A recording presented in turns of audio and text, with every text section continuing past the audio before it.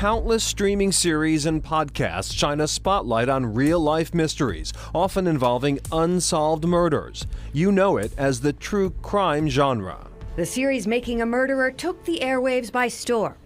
And the hugely popular Serial podcast has led to efforts to reopen the murder conviction of Adnan Syed. People get really compelled by the idea that this isn't a detective story. It's not fiction. It's actually happening in real time to real people. For some true crime aficionados, the stories morph into all-consuming puzzles they try to solve piece by piece. Some of these amateurs become civilian sleuths in their free time.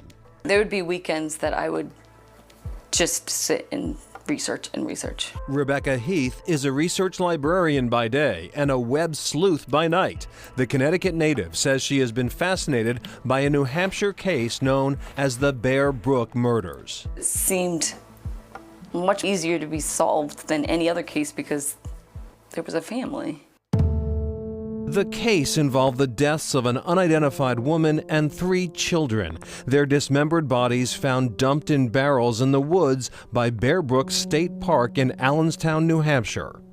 I got sent to cover a press conference. Jason Moon has reported on the case for New Hampshire Public Radio. He also produces Brook, a podcast that breaks down this complicated case. How does a whole family go missing and no one reports that, or there's no evidence of that? This family had been unidentified for 3 decades. And then what we learned while we were working on the podcast was that this case was connected to a serial killer who had victims in California.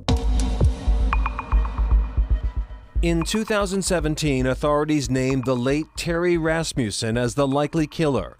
The break came thanks to advancements in DNA testing and genealogy research.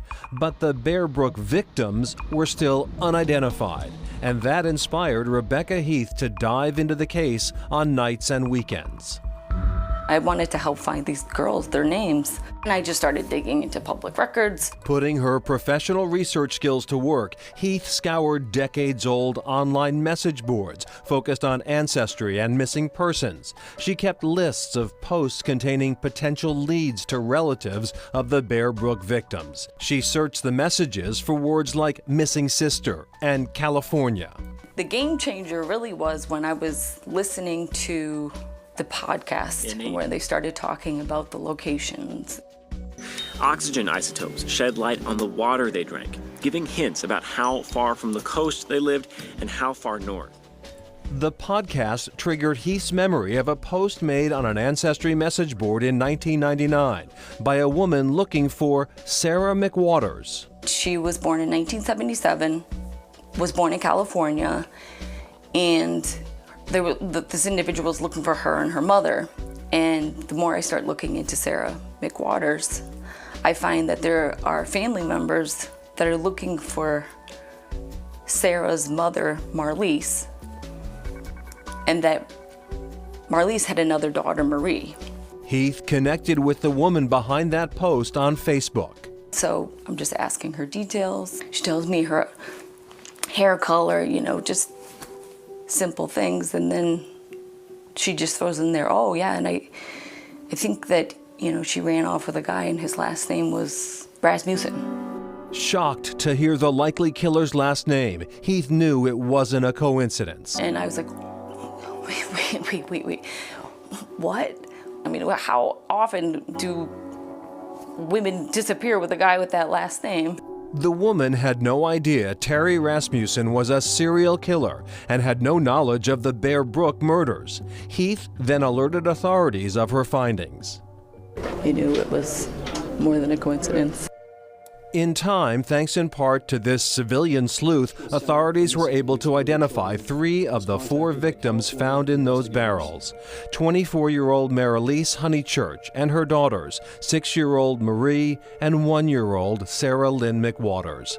The 3rd child has not been identified and is not related to Honeychurch, but DNA has proved Rasmussen is her biological father.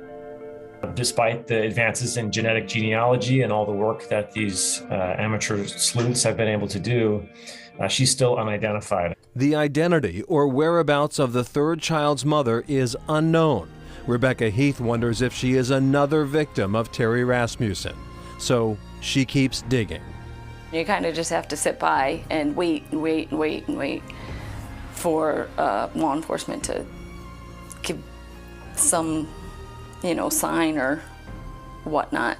Heath says identifying the last victim motivates her amateur detective work. I think there's a push to give the voiceless back their voice and be that for them. I wanted them no longer to be Jane Does. They were individuals. They were people just like anyone else.